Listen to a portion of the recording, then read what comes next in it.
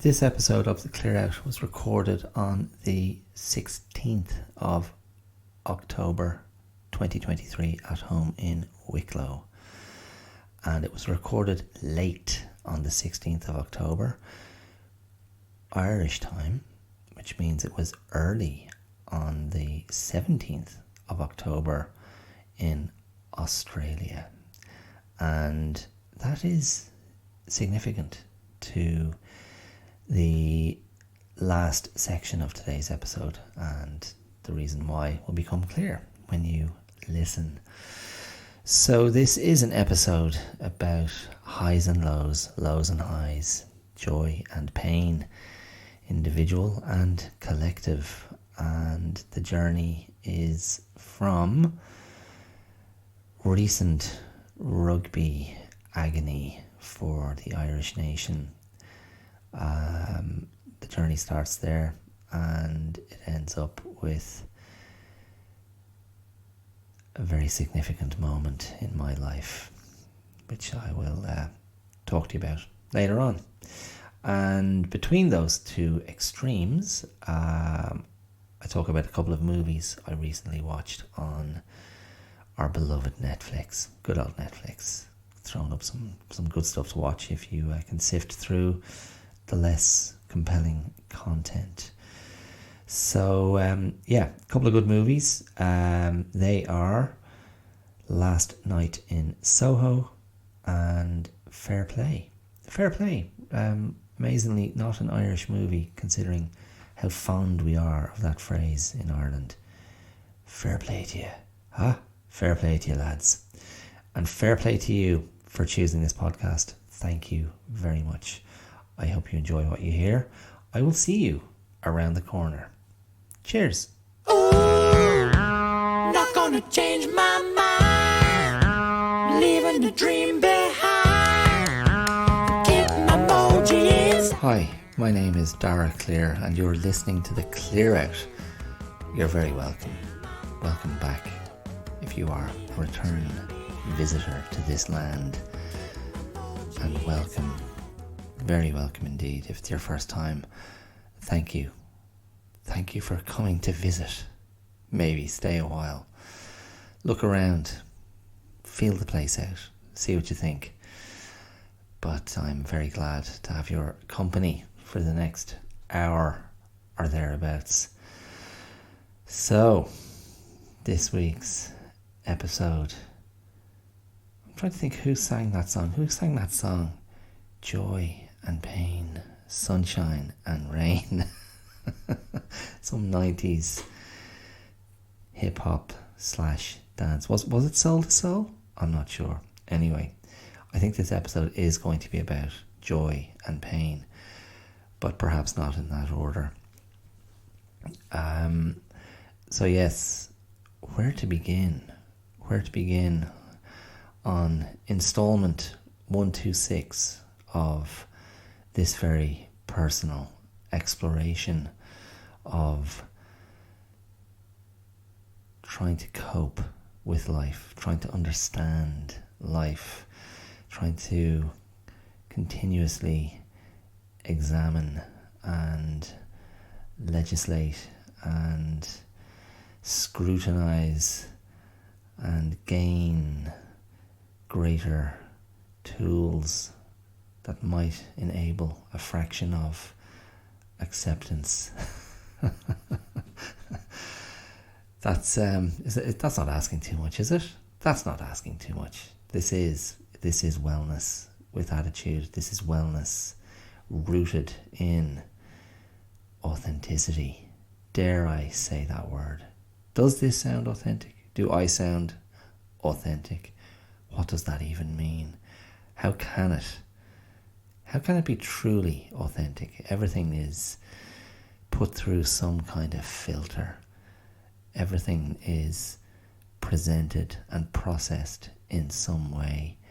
Nothing arrives truly raw and naked. I mean, would you want that? Truly? Ask yourself, would you really want that? I think not. But be that as it may, I do try to ground this thing, this ongoing projet, as they say en France.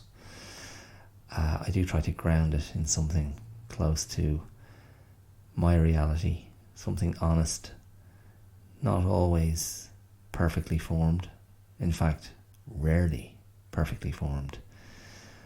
And I continue to lean into it. This longitudinal study, as I've recently taken to calling it. Okay, so it is a couple of days since Ireland as a nation held its breath and spent a fraught Saturday night, racked with nerves and anticipation, hoping beyond hope that our national rugby team would triumph for the first time in the quarter-final of the Rugby World Cup. This team of ours, this group of young men, these warrior sportsmen, had set a very high bar. They are they still the world's number one side? They've been playing the best rugby of their lives, of their careers, and have defeated all who came before them. But this monkey on their back, this quarter-final curse, was this going to be the moment that we cast it off? Was this going to be the moment that we finally triumphed, that we finally unlocked this thing, where we finally found a way through that barrier, that door of the fortress? Were we going to do it with this extraordinary collection of rugby talent, full of heart, full of pride, full of spirit and courage, skill, technique, collective savvy, collective, yes, spirit?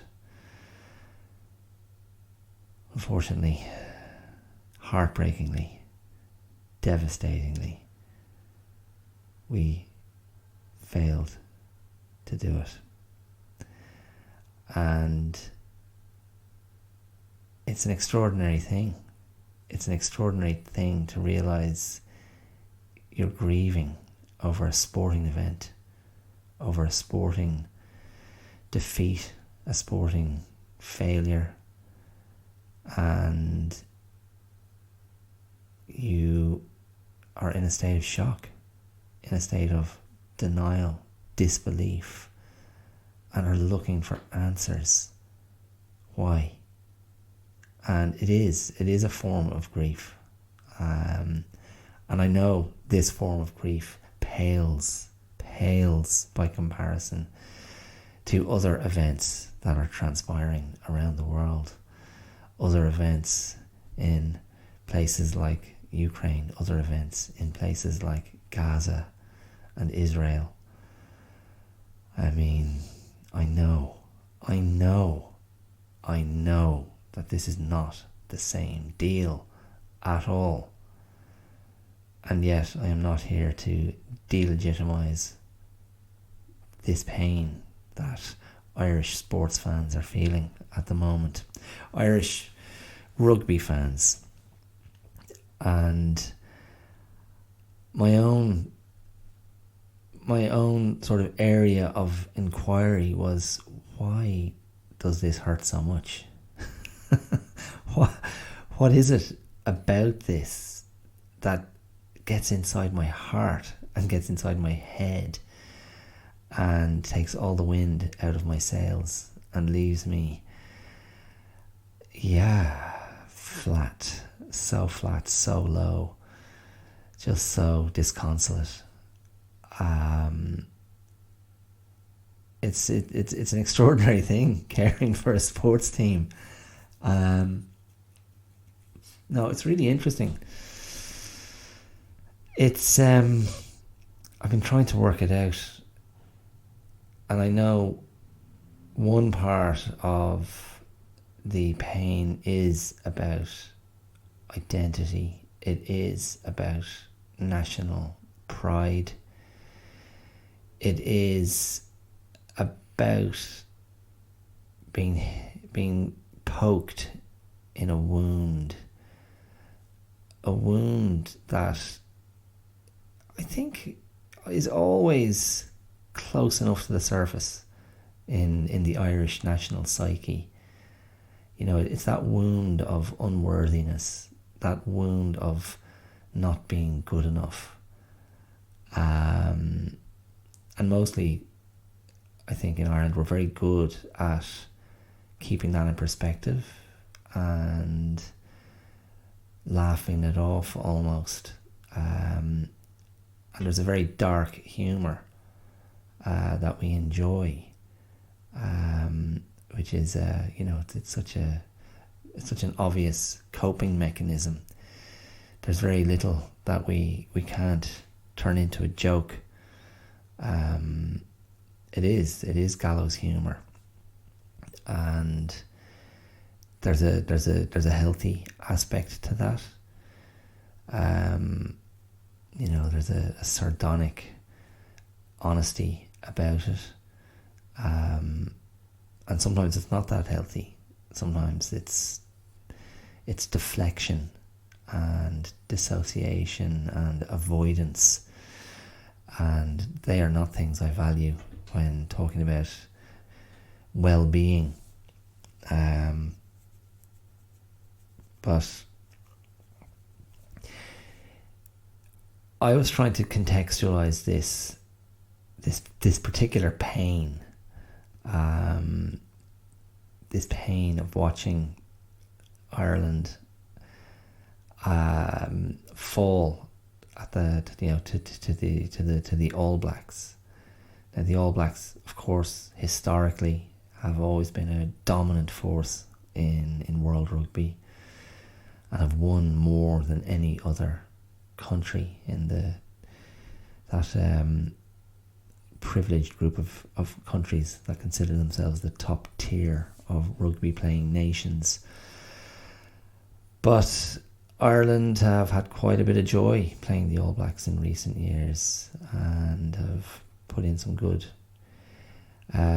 great victories against the All Blacks, and maybe none more significant than travelling to New Zealand last year and winning a series of games in New Zealand against the All Blacks, which is a very, very rare occurrence in rugby.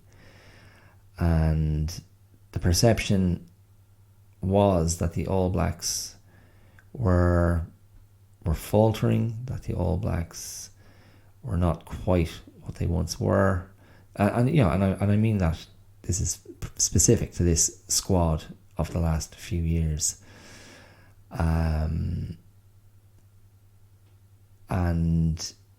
Ireland had ascended the ranks on the back of a 17 game unbeaten run. But of course, when you rise to the top, you have a target on your back.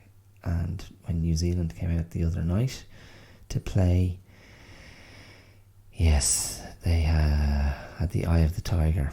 There was a glint in their eyes, and this is a culture within rugby that knows how to win, that knows how to get the job done, that knows what to bring in these clutch games, these clutch moments. And as great as we have been, Ireland, as great as we have been, we have not succeeded at this stage of the World Cup ever.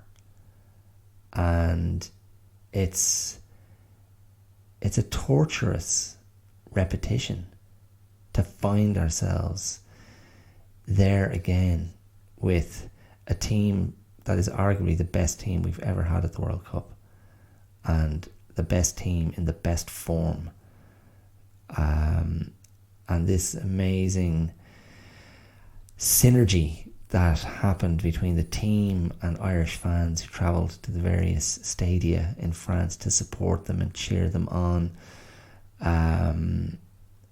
was something else. And it just felt this time like there was a sort of momentum and a rightness to Ireland advancing at last to the semi-final stages and perhaps beyond. But the All Blacks had a different narrative, and even though it was a great game of rugby, thrilling, nerve-wracking, nail shredding, stomach turning, they prevailed and we did not. And certain players, particularly Johnny Sexton, the captain, 38 years old, that was it. That was their last chance. Maybe other players like Bundy Aki, who played out of his skin, Peter O'Mahony perhaps, Keith Earls. These are stalwarts of the Irish game. Bundy Aki I think he's a native New Zealander who is one of a group of players who play for Ireland on a overseas players rule and gained the license to represent the Irish national side by virtue of living in Ireland, and he's been phenomenal and just seems like such a great guy, a real heart on his sleeve competitor, plays with so much passion and played brilliantly in this tournament. And that was what I was kind of latching on to, was this idea that when a team is really in the right place, when the energy is right, when all the vibes are right, it's really, really hard not to get caught up in that. And personally, I was very nervous all week long in anticipation of that match, and I felt very uneasy about it. Now, it wasn't a pessimism. It wasn't we're not going to win, but it was like, I know this is going to be a real scary match, and the stakes couldn't be higher. And I just had this sort of ominous sense of dread that the All Blacks were going to come out and deliver in a way that they haven't in the last few years. And that did really prove to be the difference. They put out what's been regarded as their best performance, their best competitive performance in 4 or 5 years. And I can look at that and go, that's amazing, because clearly their fear of the Irish team, or their respect for the Irish team, their recognition of the danger of the Irish team made them raise their own game to a frenetic level of competitiveness. And I think what it looked like to me was our own nerves got the better of us and let the All Blacks sort of dominate early on, and we were chasing the game for the entirety of the match, but we kept coming back with each punch they threw. We had one of our own, but there's something that increases the level of care as a sports fan, the level of passion, the level of manic, fervent support and love of the team when those conditions that I mentioned before are there, those vibes, that energy, the rightness of all the signs and dynamics around and within the team. And I think that was really, really the case with this team. And there's a difference. There's a huge difference when that's not really there. Like I think it's palpable when a team is not giving off that energy, when things aren't quite right. And there is, like, as I said, I used the word synergy before, like that kind of symbiotic relationship that can happen, or that, like, the symbiotic kind of energy dynamic that transpires between players and fans. It's very finely tuned into these frequencies. And I know, like, watching the football team that I support, Spurs, Tottenham Hotspur, like last year they had one of their worst seasons for the last kind of 30 years, and it was the absolute opposite of what I've been describing about the Irish rugby team. The vibes were all wrong. Nobody was happy. The evidence of that unhappiness was played out on the pitch every single week. And a frustration and a despair and an exasperation takes over. And the love, the love is tarnished. It becomes a dirty thing. Sorry. And you're just in a completely different headspace when you think of the team. And you go, where's the change going to come from? Where's the catalyst going to come from? When is the opportunity for catharsis going to present itself? Who are the leaders going to be? Who's going to step up? Who's going to start the revolution? Who's going to break this horrible hold, this horrible, ugly charm? How can it be cast off? And it's a very different experience. Now, amazingly, miraculously, Spurs have turned a corner for the time being. We have a new manager, Big Ange from Australia, Ange Postecoglou, and he's come in, and it feels like almost overnight he's transformed the culture within Tottenham Hotspur, and they're a very happy camp. And at the time of speaking, they are unbeaten in the Premiership this year, and have been playing some great football, and it feels like there's lots more to come. And so I'm getting that same lovely feeling that you're like, wow, this is just so kind of deliriously, bewitchingly seductive and lovely. And again, the rightness, it's a weird thing. It just, but that's it. Like it's there in the current Spurs squad, and it's there in that Ireland team. A rightness, and there's a proportionate reaction after a defeat like the other night, where the pendulum swings into the disbelief register, and the disbelief is as low or as far in one direction as the sense of rightness was in the other direction. And I don't know enough about the psychology of the highest level of competitive sport. I think that team had earned the right to believe in itself. I think that team had earned the right to believe the hype, because they kept on delivering every single game. They kept delivering. And the players, I think, were stunned themselves by the end of the match and sickened. And I don't think there was a single player there that didn't, kill himself on the night to try and wrestle that game onto the narrative that they had written for themselves, and that it wasn't to be. So I found myself on Sunday scrolling online, consuming reaction to the match, looking for some solace and some solidarity in my anguish.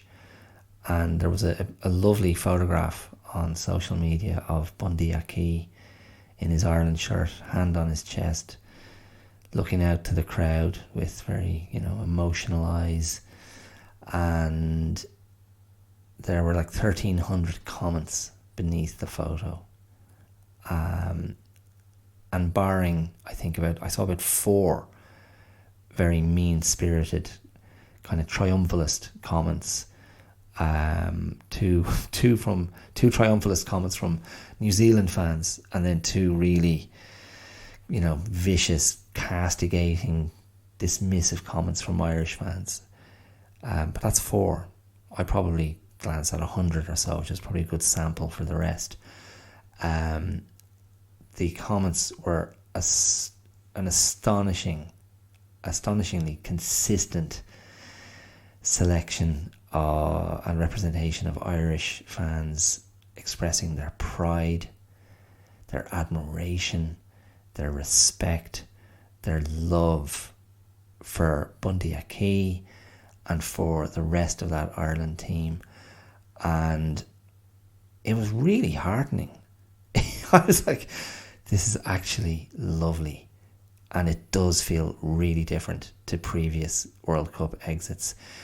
So on one level, even though it felt like the worst of our terrible history of World Cup exits at the quarterfinal stages, I think from Irish fans there was a real recognition that this is a class act, and it took a phenomenal performance from the All Blacks to stop us. And even what was really, to be honest, a below par performance from the Irish guys on the night, that was still almost good enough to beat the All Blacks. Us at 70%, them at 110%. And that's, in a way, that's what's sickening, because you think those Irish guys will know we could have won that game. But I think Irish fans recognise that they deserve our love, our gratitude. And it really was. There was again that synergy again. I say it again, because the players were expressing their sense of connection to the crowd, their desire to deliver for the crowd.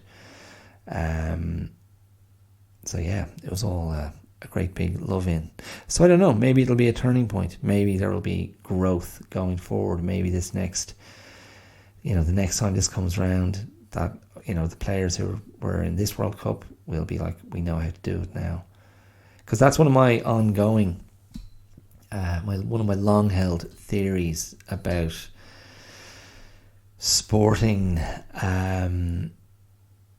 sporting jinxes, our sporting curses, our sporting kind of bogey teams, our bogey events.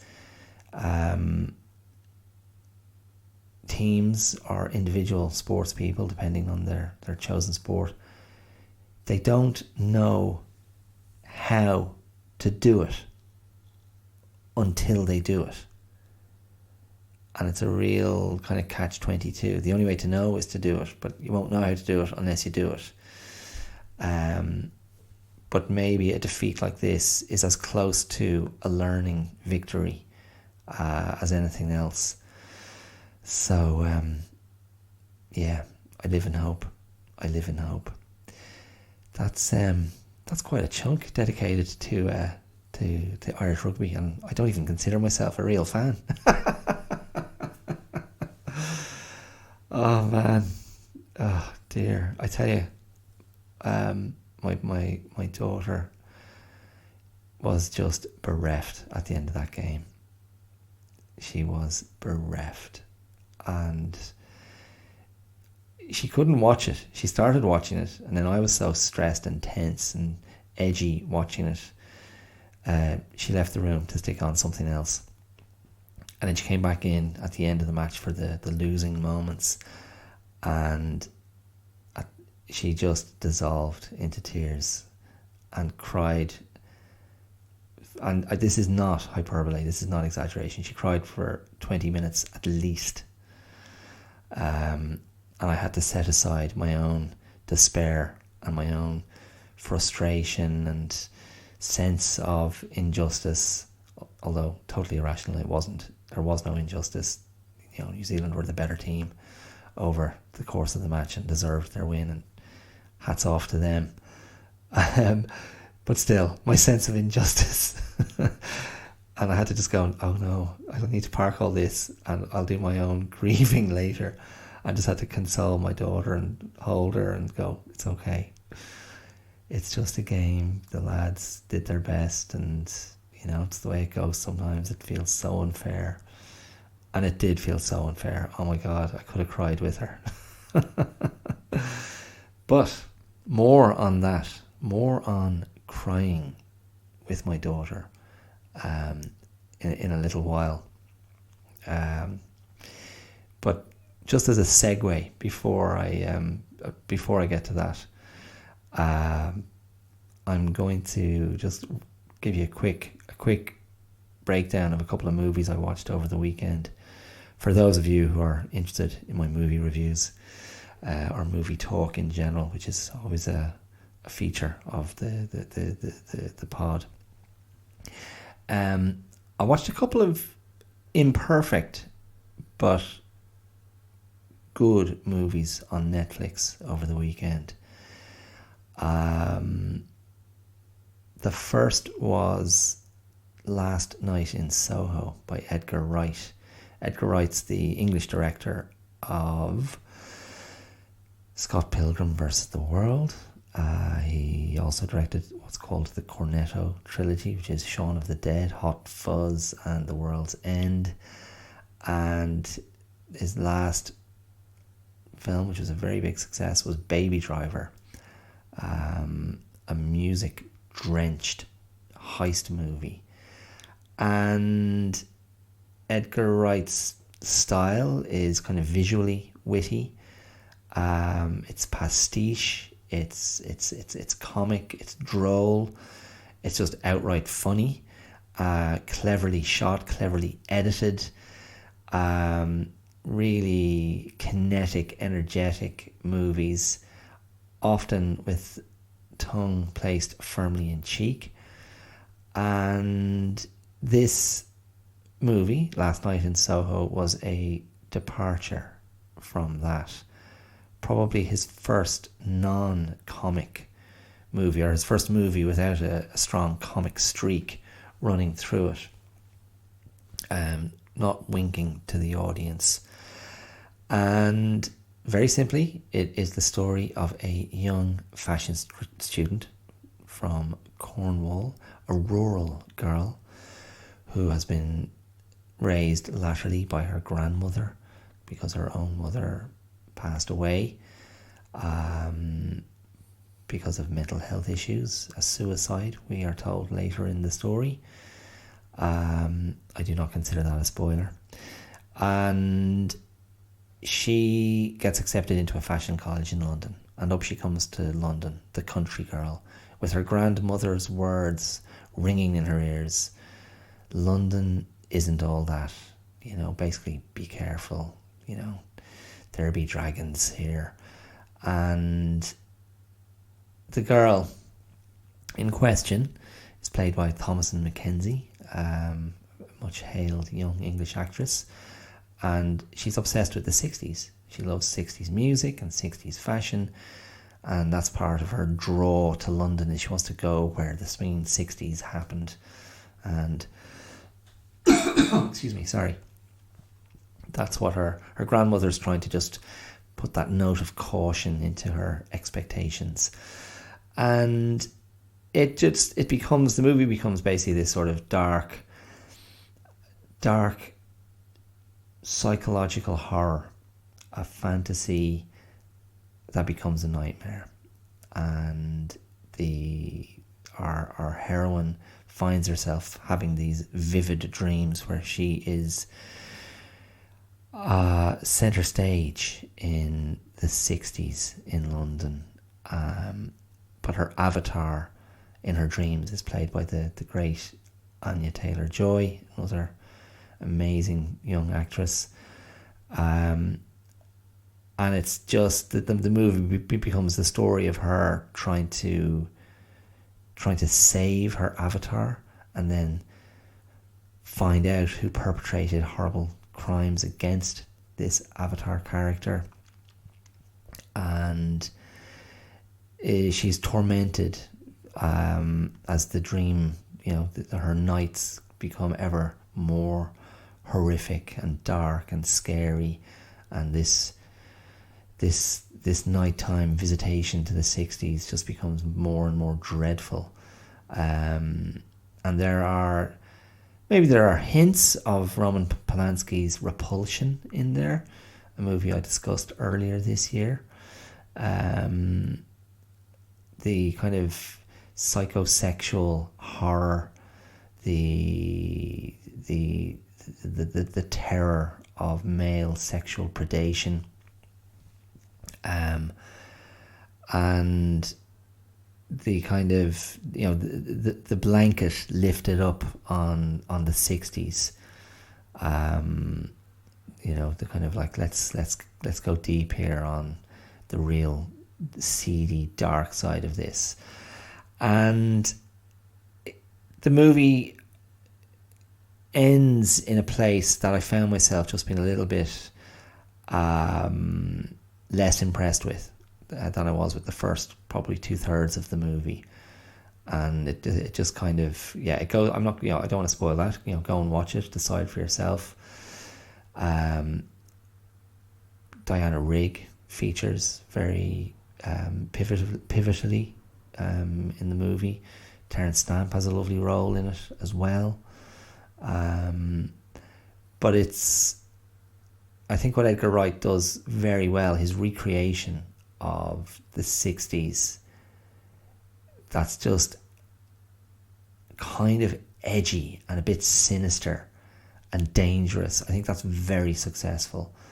And I think the two actresses at the heart of the narrative really, hold it down beautifully in very different performances that have to sort of mirror each other at different times in the story. And Thomasin McKenzie's innocence and kind of purity, I guess, is just played with a very kind of believable, played at a very believable pitch by Thomasin McKenzie. And so I think the movie's worth watching for the 60s sequences and for the performances of the actresses. And Matt Smith is good as well as the kind of dodgy impresario promoter character who takes the Avatar under his very dubious wing. So, and of course there's, there are those classic 60s tracks there as well. So, I think, worth investigating, worth checking out. And you can decide for yourself what you make of that final act. But definitely lots visually to enjoy. And a nice heroine female protagonist to go on the journey with.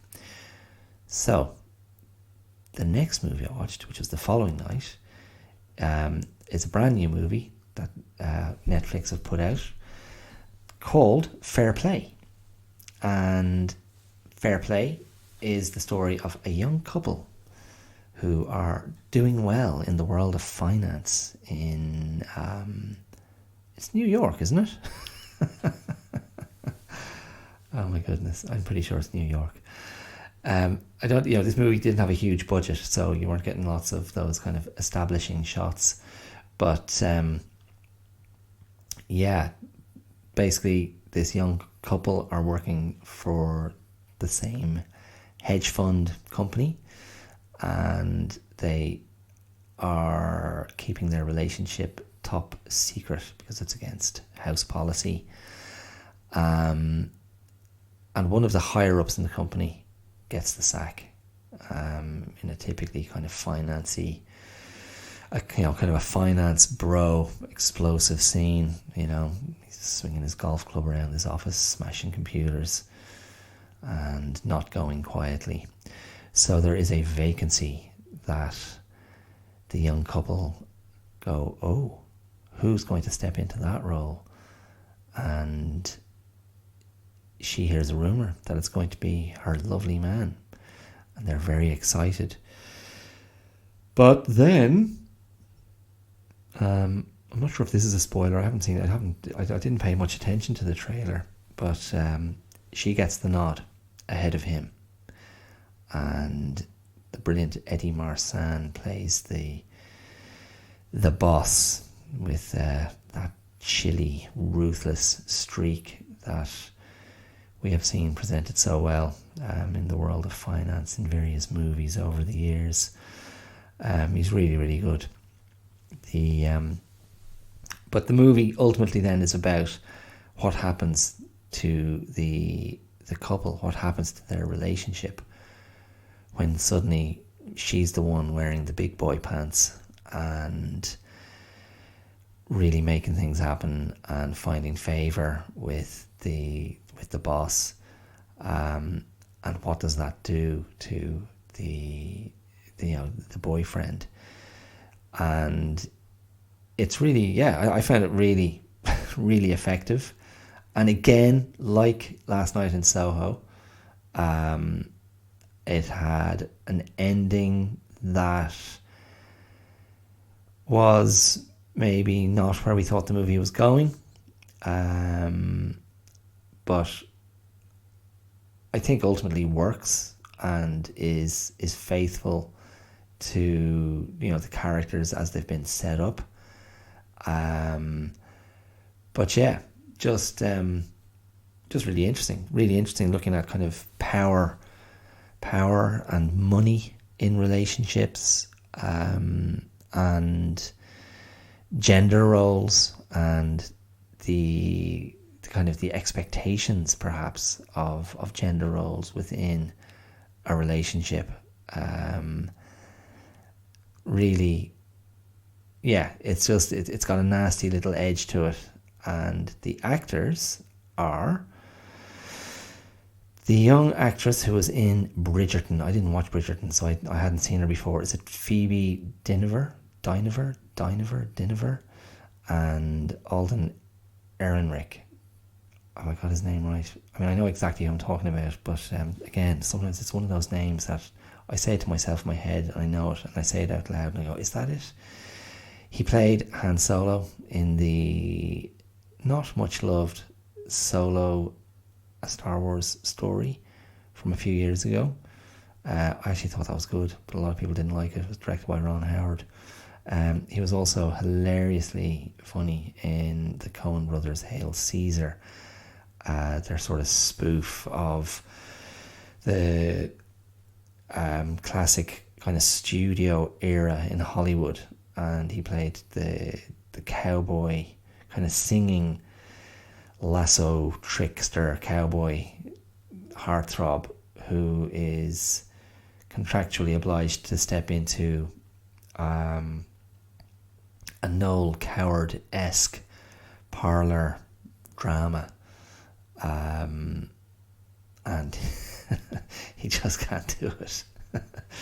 And he comes face to face with Ralph Fiennes playing a version of Laurence Olivier, the classical British thesp, and he's trying to give this guy elocution lessons for the scene he's directing them in, and it plays out to great comic effect. Anyway, that guy, and they're very good. They're very good in this movie, Fair Play, which is written and directed by Chloe Domont is the director's name. And I heard her being interviewed, and she spoke about this idea of, I mean, fundamentally male, she didn't use this phrase, but I'm using it, a male insecurity, and the idea that some men are threatened by their female partner when she starts doing well in life and doing well in her career, and perhaps starts to outpace him. And she said that she experienced that. She just kind of intuited it and felt it. this kind of shift in the dynamic when she was having more success than her male partners, and she kind of knew this is about power, and this is, my success is not being approved of here. I'm not being given permission to enjoy this. It is being resented. Now again, these are not words that came out of her mouth, but that is what she was saying. If you want to hear that interview, that's on a very recent episode of The Big Picture, a podcast you've heard me mention before. Just a general film, film-oriented podcast presented by Sean Fennessy and Amanda Dobbins. Worth checking out if you like movies, and I do. So I just thought, it was interesting, and it worked. It worked as a movie. It worked as a story. Let's go on a journey with these crazy kids, and kind of watch it all unravel. So there you go. There's my 2 movie recommendations. 2 movies with strong female protagonists pushed to the brink by, in their respective cases, pushed to the brink by an imaginary man, a dreamt man, and pushed to the brink by a very real man, one that they share a bed with. So check those out if they sound interesting. I think they're worth a visit. Okay, so I spoke before about tears, my daughter's tears, and crying, wanting to cry with my daughter. So would you believe, at the time of recording, let me see what time it is there now. So this time 10 years ago, my daughter was 45 minutes old. Can you believe it? So this time 10 years ago, my daughter was 45 minutes old, which means my daughter has just turned 10. Now I'm recording this at night, so she's sound asleep at the moment. But I thought I would read something I wrote when she was born. It was an early piece on the blog, the Clear Out, which was the predecessor and kind of birthing place of this podcast. And this was a post I wrote that was basically trying to encapsulate my feelings at becoming a father. And it's funny, it was one of the 2 most popular things I ever wrote on the blog over the 8.5 years that I was writing pieces there. So this piece, writing about my daughter being born, and becoming a parent, becoming a father, that was really popular. And then the other really popular one was the one I wrote about depression and and suicidal ideation. So, again, the idea of joy and pain in today's episode, these poles. and I try not to approach life through, using a binary lens, either this or that. I try to bring a bit more nuance to proceedings. But this piece I wrote was very much about joy, and if you knew me then, you may have read it then, but if you didn't, this is what I wrote. This piece was published in November 2013, and it was called Want to Change the World? My world has changed. 3.5 weeks ago, I sat with my barely born daughter clutched to my chest and wept tears of joy, relief, and awe at the gift that had somehow been delivered safely to our care. While my wife was in recovery, I was led to a nursing room and directed to a chair under a heat lamp, where I was told to wait until mother and child could be reunited. And so I sat, dazed and amazed, with this little life force in my arms that was partly me and partly my wife, and I supposed partly something uniquely her. 2.5 hours passed while I shushed and becalmed her. I cuddled her, snuggled her, and loved her. My tears flowed freely as months of fear and anxiety were released. My unspoken dread of losing her in utero was finally being expressed in a purge of quiet sobs, each cycle of tears reminding me how high the stakes had felt, each cycle allowing me the opportunity to say thank you, thank you, thank you. I am not a person of faith, so I wasn't thanking God, but rather life itself, or the universe, or my wife, for carrying and nourishing her and keeping her safe on her journey to the great outdoors. One of the first things I saw that morning when I looked out the hospital window was the Australian flag, hoisted high and flapping in a strong breeze. So I thanked Australia too, because it is the country which had given me both my wife and our daughter. And between the thanks, there was singing.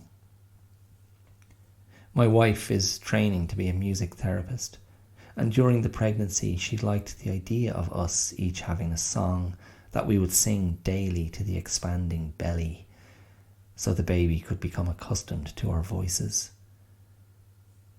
My wife's song was an Aboriginal folk song that she had encountered on her music therapy travels, the melody of which had really appealed to her.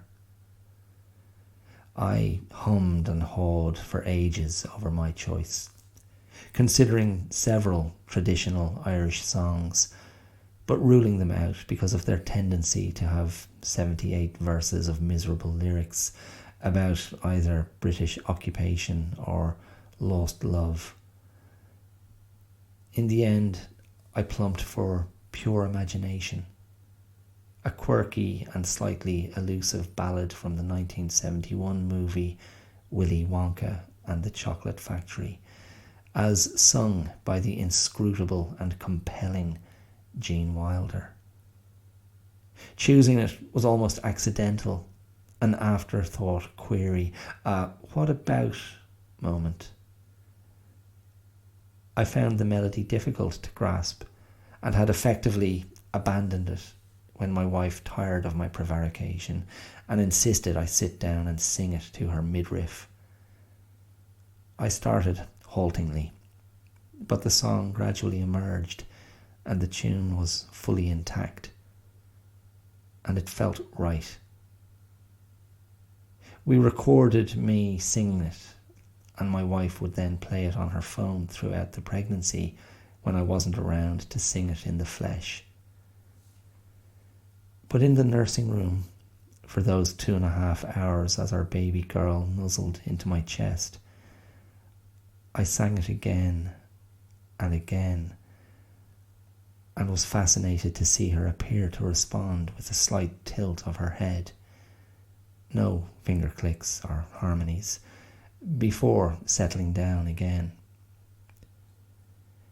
The song opens with the invitation, "Come with me, and you'll be in a world of pure imagination.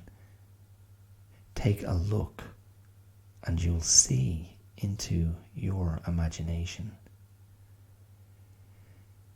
It occurred to me how much a child of the imagination I had been, endlessly retreating into fantasy worlds of the mind, role-playing and acting out with and without toys, with and without inspiration from books, TV, comics and movies. I also recalled how drawn I was as a little boy to two very distinctive red-haired funny men, Gene Wilder and Danny Kaye. Perhaps it was my nascent performer's ego and vanity that made me think I, a grinning redhead full of play and song and endless pratfalls and gurning, was not merely a kindred spirit, but a direct descendant, ready to be the keeper of the flame, the comedy flame, the performance flame, the Walter Mitty flame. The more I thought about it, the more I concluded that the song had chosen me, not the other way around. Imagination is the gateway to possibility, and I had no problem singing that to my daughter. Also from the song, there is no life I know to compare with pure imagination. Living there, you'll be free if you truly wish to be. I sang quietly and tremulously, not wanting to share the song with anyone but her, and singing not as performance, but as pure communication, as if asking, "Can you hear me? I'm singing to you. Can you feel me breathing with you? Can you hear me offering you my love, my care, my protection? Can you hear me asking you to share this life with me, with us?" As I sat and sang and wept and smiled, a surreal delirium of joy and prophecy flitted across my brain as I saw her life unfolding from baby to little girl, to adolescent, to young woman, to mother, but always as daughter. And I found myself overflowing with hopes and dreams for her happiness and safe passage through whatever life might put in her path. What follows is what I thought.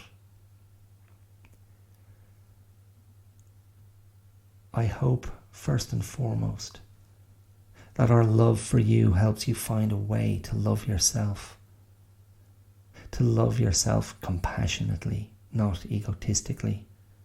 To value and approve of yourself as a good person, deserving of life's opportunities and capable of facing its challenges. I hope you get the best of us and don't judge us too harshly for our frailties and blind spots. I hope we earn your trust and respect, and that we are people you will be happy to come to for help, but are unafraid to disagree with. I hope you will feel safe with us to express yourself honestly and fearlessly. I hope you are untrammeled in ambition and self-belief, but that you will have the resolution to face failure with honesty and dignity and recover with renewed appetite for growth, so that your victories and successes will be all the sweeter. I hope your compassion and empathy for the world you live in and the people around you is tempered by laughter and gaiety and dancing. If you are like me, you will be a serious clown. If you are like your mother, you will light up every room you walk into.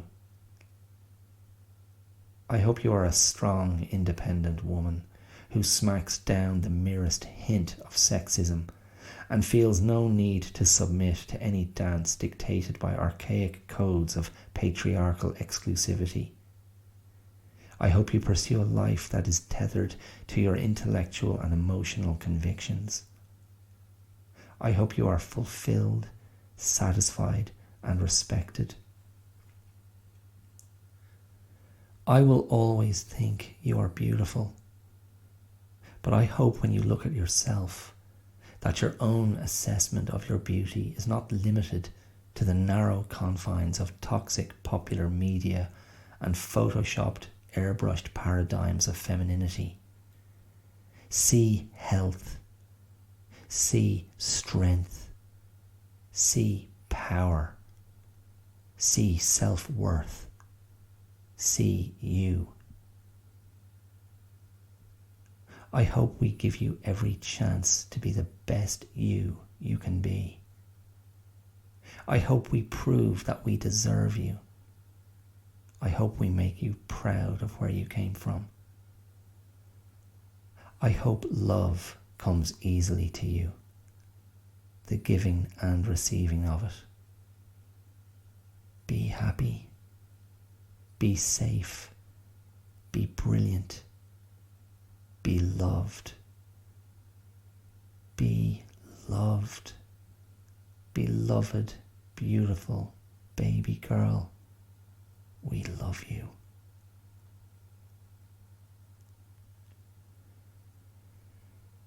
There are no certainties, no absolutes. Everything is unknown. All we can offer is hope and the possibility of happiness. We can place her hand on the door handle of life and quote pure imagination. If you want to view paradise, simply look around and view it. Anything you want to, do it. Want to change the world? There's nothing to it.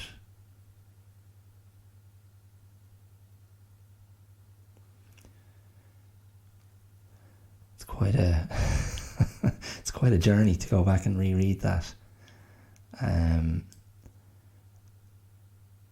I think it really did capture where my head was at. It did capture the I don't know, the purity of my love and my hopes for my daughter, for our daughter. And yeah, 10 years feels like it's gone by in a finger click. It's incredible. And I feel absolutely blessed that I have this amazing person in my life. She is, yeah. Look, I don't think it's particularly interesting for you to hear me gush about my daughter. She's a really cool little kid, and you know, she's funny and she's fiery and she's sensitive, and she's, you know, surprising and thoughtful, and very typical of, you know, I guess a kid of her age in many ways that would be recognisable to anyone who's known kids of that age, you know. But yeah, I kind of marvel at her, and you know, as I've regularly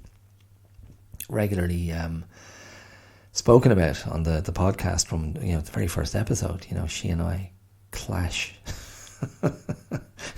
We clash and battle on a regular basis, but I cherish it, and I feel like we're pretty tight, and I'm grateful that it appears to be working so far, and I do not take it for granted. I do not take it for granted at all, and I just feel grateful. And it's interesting. The only other thing, and I'm going to finish on this. The only other thing I was reflecting on was I had no template. I had no template for how to parent a daughter, how to be a father to a daughter. That was something I had no experience of. And you know, being one of 4 boys in my family, and really only spending time in, you know, the houses of my childhood friends or adolescent friends, all boys. You know, 1 or 2 of them had sisters, but I didn't see much of them. and I didn't see much fathering. I didn't see kind of father-daughter dynamics. And that's only occurred to me for the first time today. I was going, oh, right, yeah. I didn't have anything to see here. Now, my girlfriends, I used to see the father-daughter dynamics there. And interesting dynamics. Some fractious, some really nice. And yeah, in some cases I didn't see, the father wasn't around or whatever. But I'm not sure what my conclusion is to that, other than, and this is mad, right? This is mad because of what we know now. But something like the bloody Cosby Show. Bill Cosby, America's dad. Renowned sexual predator, Bill Cosby. But in his role as Cliff Huxtable in the Cosby Show from the 80s, he this just popped in my head today. I was going, was that the model? This middle class African American doctor and his beautiful wife and his lovely, cute and funny kids in their lovely home. Was Bill Cosby the model? I don't know. That seems a bit weird, but maybe he was, and I can look at that in isolation and take it on its own merits. He seemed like a good dad, thoughtful, caring, funny, warm, safe. He was acting, folks. Yeah. So I don't know. I'm not sitting here going, that's the reason. If I've done well as a dad, I owe Bill Cosby credit. I'm just saying that came in my head today, and I'm sort of thinking it through here, going, was that it? Because that was a template, and no other template is jumping into my head right now, or has come in my head in the last 48 hours when I was considering doing this on this episode. My own dad continues to be, always very temperate, and warm and calm.